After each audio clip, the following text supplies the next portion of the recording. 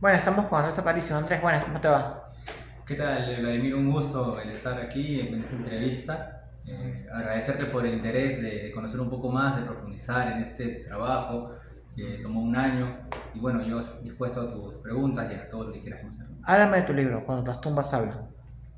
Bueno, es un libro que nace en la universidad. Yo soy egresado de Comunicación y Periodismo en la UPC.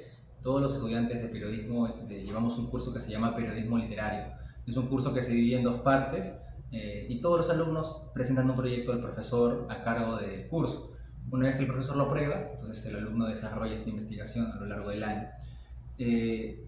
Cuando las tumbas hablan nace porque yo había hecho una crónica para un curso anterior. Yo había hecho una crónica sobre el cementerio de Villa María. Yo soy de Villa María, de hecho, y el cementerio está muy cerca de mi casa, de hecho estoy a una media hora. Entonces esta crónica fue de buen gusto del profesor de ese curso de crónicas.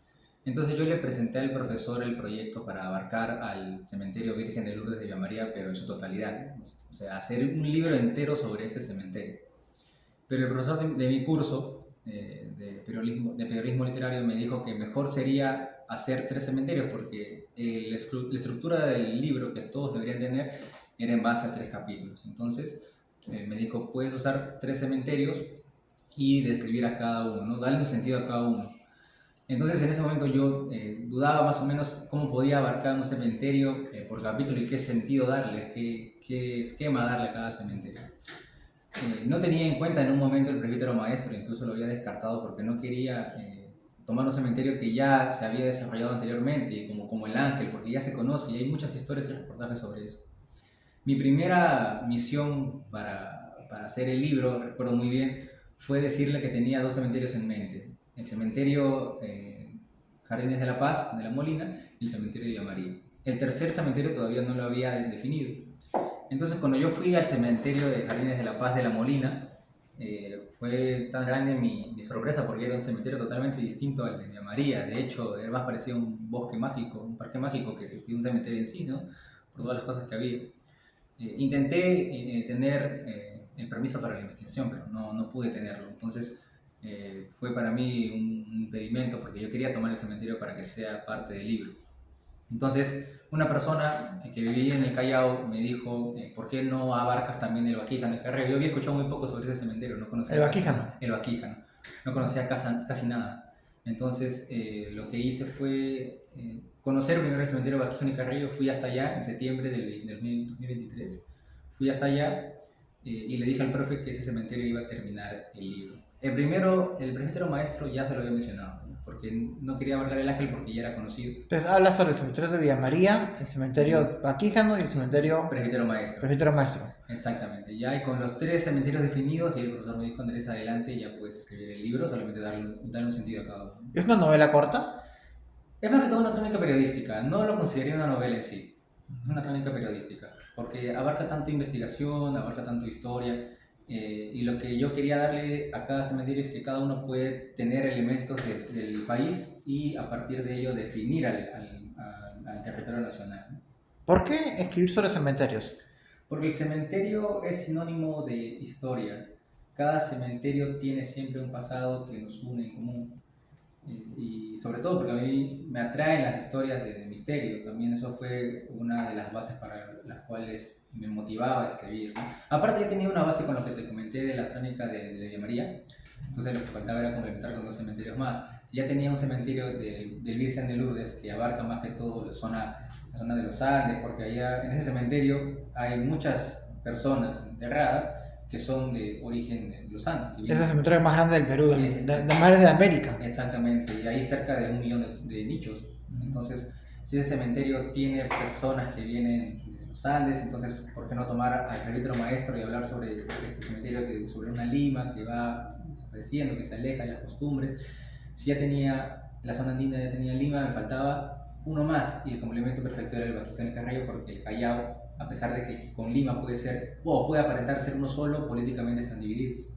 Entonces, el Baquijano tiene elementos muy particulares de lo que es el Callao, ¿no? ¿Qué Entonces, descubriste en tu investigación? que a través de los cementerios se puede conocer más de lo que uno espera sobre nuestro país.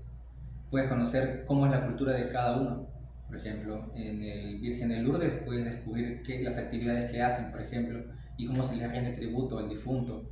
Cuando yo hablé con un antropólogo de la Católica me había mencionado que para el hombre de los Andes la muerte no necesariamente es igual a que todo terminó, sino que la persona queda dentro de la comunidad, o su alma, mejor dicho, queda dentro de la comunidad y siempre hay que darle algo, ofrecerle algo, y eso es lo que siempre se hace en el cementerio de Virgen de Lourdes. Cuando el cementerio de la Virgen de Carrillo también descubrí varias cosas porque el chalaco tiene su propia santa, tiene su propia música, tiene su propio equipo, su propio color que lo define. Entonces te das cuenta que cada uno va tomando como elementos identitarios que siguen en los cementerios, o sea, siguen en las tumbas, y eso permite como que significar lo que significa el país, ¿no? En todo sentido. Lo que has hecho es un recorrido por la historia del Perú. Exactamente, ¿no? El más histórico obviamente es el presbítero maestro, ¿no? Porque ese nace en 1808, durante el virreinato de Abascal. Entonces es como un paso del virreinato a la república. Y a partir de los héroes, de los monumentos, de las historias incluso que hay entre los pasillos laberínticos, descubres todo eso. Algo parecido también sucede con el Baquíjano, que también nace en el siglo XIX, pero no te diría que es tan igual, la verdad, porque en el cementerio de Baquíjano y Carrillo veo más elementos que describen al chalaco ya moderno, a diferencia del presbítero maestro, que ya es un cementerio más que todo solitario. Bueno, es un museo, ¿no? Pero las veces que he ido, más que todo era un lugar solitario. ¿Cuántas veces recorriste el cementerio? Primero fue el presbítero maestro.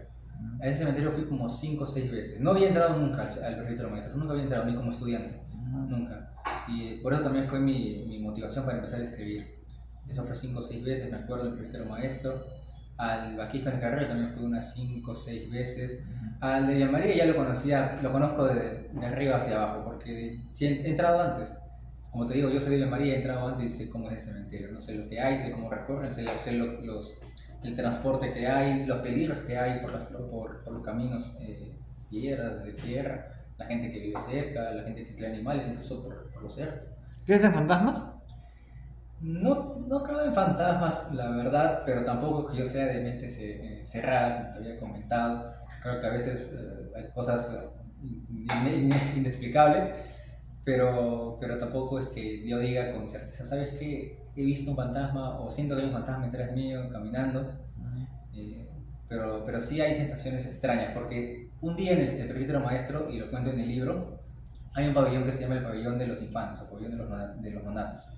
Entonces ese cementerio se conoce porque dicen que hay duendes y se escuchan cosas. Cuando yo había ido en la tercera o cuarta visita, cuando caminaba, yo he ido solo, no he ido acompañado, siempre iba solo. Solamente fui acompañado cuando estuve con la guía que me contó la historia. Las demás veces yo estuve solo y prácticamente no había nadie al costado. Los únicos trabajadores había trabajadores, pero los trabajadores estaban lejos. Entonces una vez cuando yo entraba por el pabellón de los monatos, en la primera vez que entraba, en el presbítero, cuando entro por uno de los pasillos y ya iba a ir hacia el fondo, yo escucho una risa muy clara, y era una risa de chiquillo, de niño.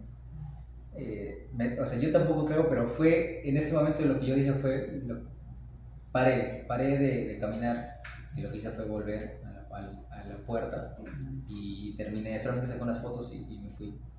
La siguiente visita sí ya me adentré, no, esta vez ya con más seguridad, ¿no? Ya no escuché nada, pero sí entré con más calma y bueno, simplemente recorrí, tomé fotos, tomé apuntes de lo que significaba ese pabellón, ¿no? Pero sí me pasó eso y bueno, no sé si sería una respuesta a mi inseguridad de creer o no.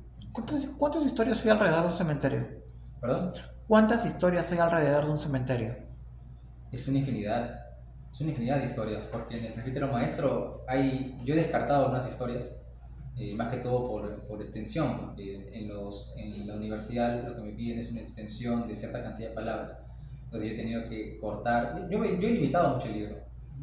En el cementerio del presbítero maestro había más historias paranormales que yo he quitado, y más historias ya pasadas de ciertos personajes que también he quitado. He dejado el de la bruja mala, he dejado el de los hermanos Alejandro y Aparicio, o Aparicio si no me equivoco.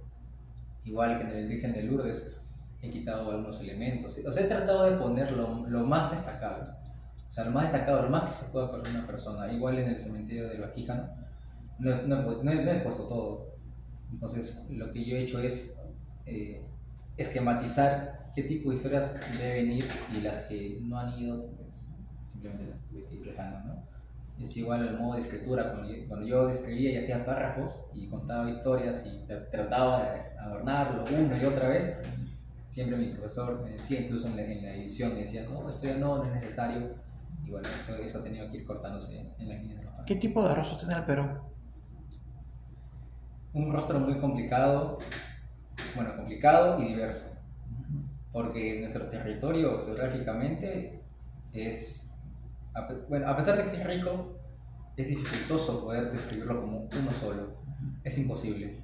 No te puedo decir que el rostro es uno, es casi imposible. Hasta yo mismo me hago las preguntas sobre describir el rostro del Perú, pero al final el Perú tiene distintos rostros. ¿Te gustaría recorrer cementerios de otros lugares? Sí, por supuesto, ¿Cómo ¿no? cuáles?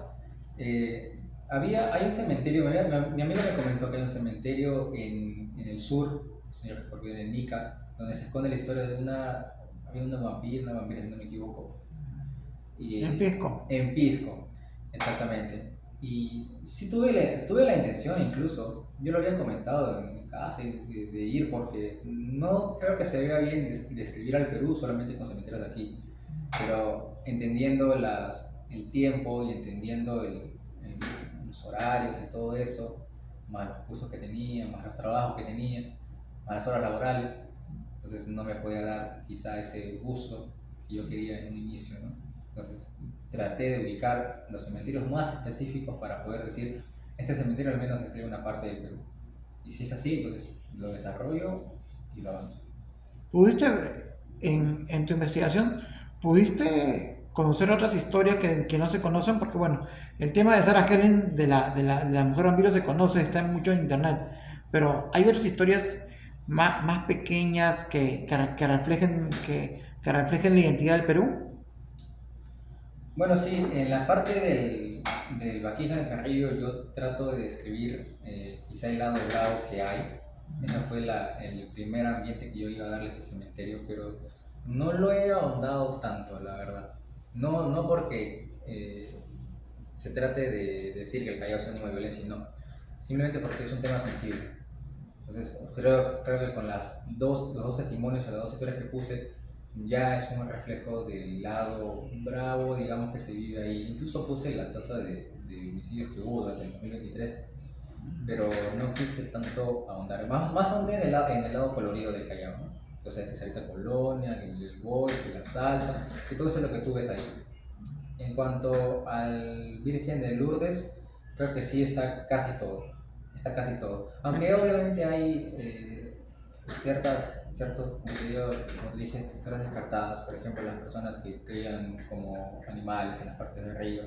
Historias de mototaxistas que suben y ven mujeres caminando y luego desaparecen. Eso decidí omitirlo. ¿Por qué? Porque más que todo en el Virgen de Lourdes lo que yo quería destacar es el lado folclórico y colorido que refleja la cultura de los Andes. Entonces, para ti el cementerio es una radiografía del Perú. Sí, totalmente. Cada uno tiene elementos particulares. Como te dije, el Virgen de Lourdes más que todo destaca la zona andina. En el Callao, con la modernidad y todos los elementos, describe lo que es ser chalaco. Y el presbítero maestro como que es una lima que se va alejando porque el cementerio ya no es tan recorrido. Incluso uno de los trabajadores me dijo que ya muchos difuntos son de décadas pasadas, antiguas. Entonces ya nadie viene a visitar, ¿no? De vez en cuando sí hay como ciertos personajes incluso conocidos o de medios importantes que vienen a ver a sus parientes, pero no es que sea todos los días, ¿no? ¿Qué tumba te llamó más la atención? La de Chocano, porque es 1 metro cuadrado y tiene ahí su epitafio incluso, Chocano, dentro del centro maestro. Con Santo Chocano. Sí, sí, tiene su tumba, porque él está enterrado de pie. Y en su epitafio está, incluso aquí está.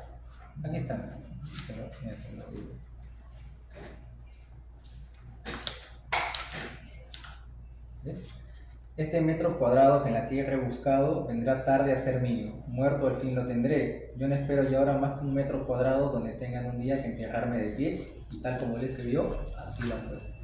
Fue la tumba más llamativa que he visto hasta ahorita en el River. Esa, y en el Baquíjano yo vi una tumba que tenía 2 armas así cruzadas, lo que era justamente un reflejo del grado de violencia que puede haber, ¿no? En el Virgen de Lourdes todo es llamativo, la verdad, porque los nichos tienen forma de casas pequeñas y todos tienen colores, cruces de colores, están pintados de colores, hay polvo de colores, sobre todo para los niños que mueren. Ahí se les adorna con polvitos así alrededor, con piedras. Y eso es lo más bonito del Virgen de Lourdes. ¿También te gustaría contar la historia de la Viuda Negra?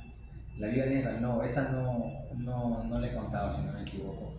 Hay una figura de la viuda, me parece, en el presbítero o en el ángel, no recuerdo en cuál. Pero ¿crees? A ver, no eres fantasioso, pero sin embargo te fuiste a algo que es muy misterioso, ¿te gusta el peligro? ¿Te gusta la espiritualidad? Mira, lo del peligro es quizás relativo, pero aparte los que nos metemos a periodismo sabemos el riesgo que implica la carrera, ¿no? Más que todo hacemos investigaciones con ciertas tendencias peligrosas, ¿no? Pero eso, el peligro, la verdad, a veces se puede disfrutar el peligro o meterse a lo que es riesgoso.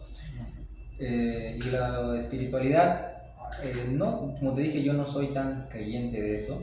He visto, he conocido, me han comentado, sé de personas que se meten a hacer ese tipo de rituales, pero yo siempre soy un simple observador. Observo, cuestiono sí, pero a decir, creo fielmente en esto, no. Que me llame la atención, sí, pero me cuesta creer, ¿no? Me cuesta eso. A ver, te lo he preguntado hace un momento, pero aparte, ¿qué cementerio te gusta? ¿En qué tema te gustaría ahondar más? Ahora, si estás preparando un nuevo libro. Me gustaría ir a la parte de la selva. ¿Por qué la selva? La selva no la pude encontrar en ningún lado. En Lima. Exactamente, no pude encontrar la selva.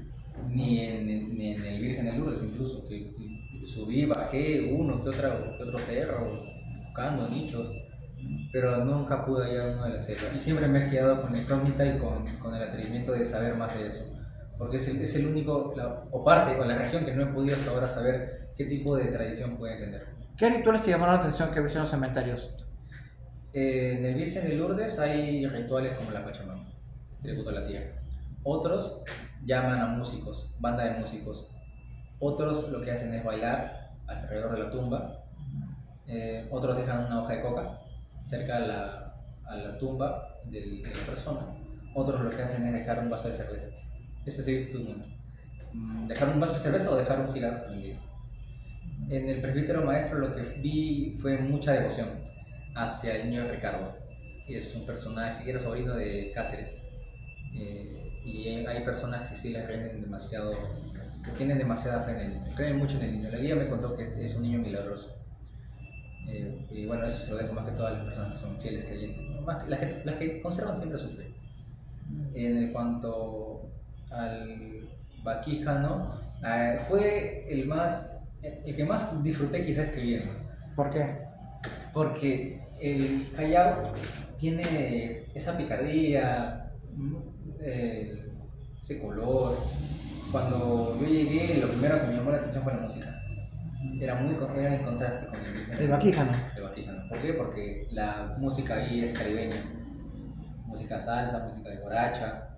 Encontrar las tumbas de un solo color, a diferencia del Virgen de Lourdes, todo de rosado, ya sabes a qué referencia es, porque es obviamente... ¿Entraste a la tumba de Sarita Colonia? Sí, yo entré a la tumba, a la capilla Sarita Colonia. Cuando entré, me atendió una señorita, luego me dijo que vendía a su tío, y su tío me contó que Sarita Colonia era, era milagrosa porque él se encontraba enfermo de COVID, me dijo, y que ya estaba con alta saturación. Y bueno, los rezos de Sarita Colonia permitieron que él siga viviendo, ¿no? Es parte de la fe de las personas. ¿Crees en la vida después de la muerte? Yo creo que la muerte es el fin, es la etapa final. O sea, es lo que yo pienso. No es que me ponga a discutir sobre si una persona piensa que después de la vida hay otra vida, después de la muerte hay otra vida, o que continúa un alma acá. Pero personalmente para mí la muerte es el final, no hay nada. ¿No eres católico? No soy católico. Pero tampoco es que yo juzgue a las personas que crean, simplemente hablo con ellos sobre su fe, más no los juzgo ni critico ni nada. ¿Hay fe en un cementerio? ¿Hay fe en un cementerio? Sí, como te lo dije, el niño Ricardo, Sarita Colonia, son dos personajes totalmente populares. Entonces, las personas que van y les dejan flores, incluso a Ricardo le llevan una torta en su cumpleaños. O sea, son personas que sí tienen una fe muy seria. Cuando dices que un año te llevó a escribir el libro, ¿no? Dices que un año te llevó a escribir el libro, ¿no? Un año, de agosto hasta diciembre y luego continué desde febrero hasta julio casi. ¿Y dónde lo presentaste? En la feria Ricardo Palma. ¿Qué comentarios tuviste? Pues mira, algunas personas que participaron en el libro sí me dijeron que les gustó la estructura, que les gustó las historias que había. De ahí no he tenido oportunidad de conversar con más personas, lamentablemente. Pero al menos la poca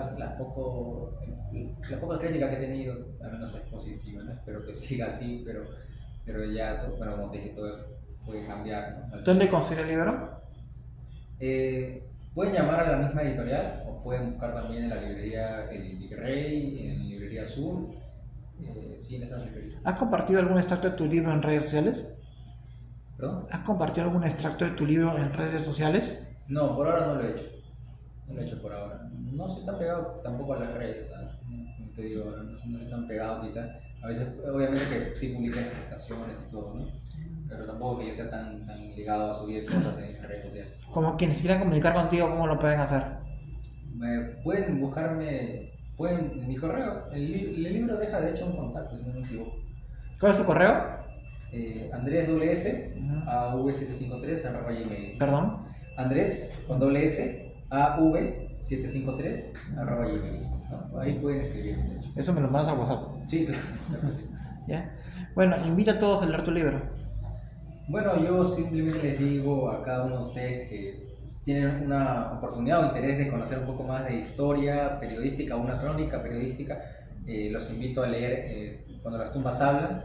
Es un libro que tiene muchos testimonios, muchos elementos particulares de lo que significa nuestro país. Sé que les puede gustar y bueno, cualquier crítica siempre bienvenido sea.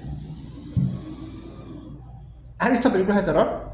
Sí, claro que he visto películas de terror. ¿Y te basaste en alguna película para escribir alguna de tus narraciones? No necesariamente. No me he basado en una película para escribir ese libro.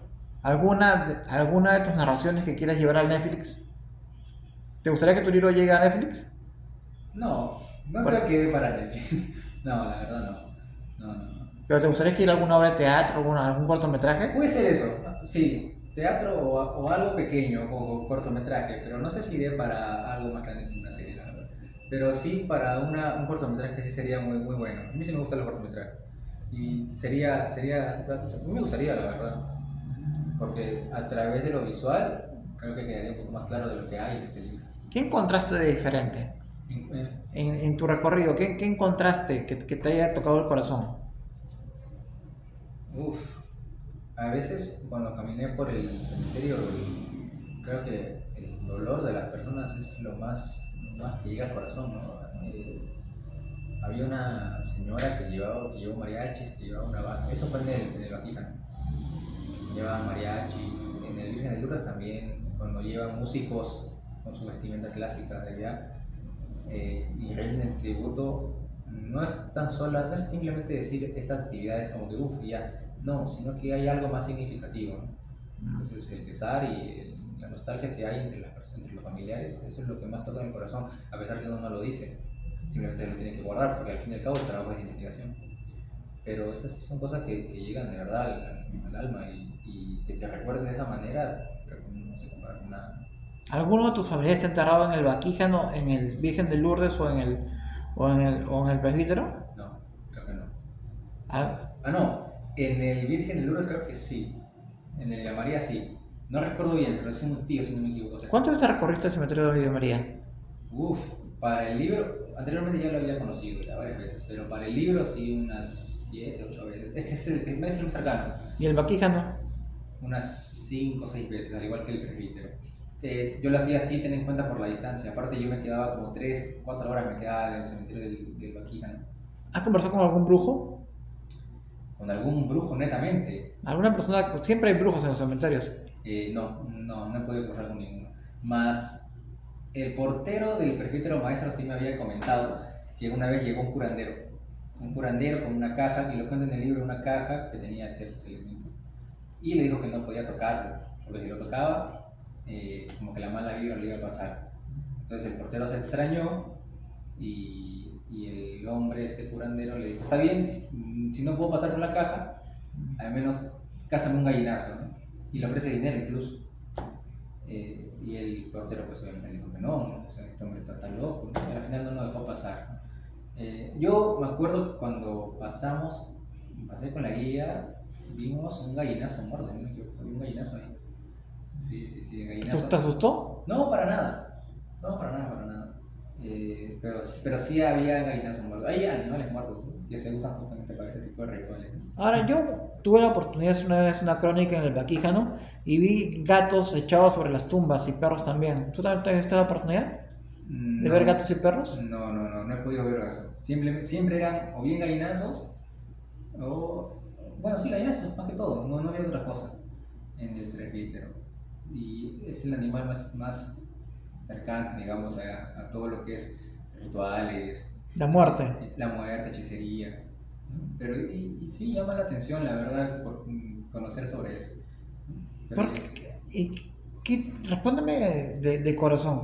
¿Por qué te llamó la atención escribir sobre cementerios, algo que está tan ligado con la muerte? bueno, a ver, lo que pasa es que cuando comenzó el curso, yo tenía un tema claro. Yo no pensaba escribir sobre cementerios, de verdad te lo digo, yo no pensaba hacerlo.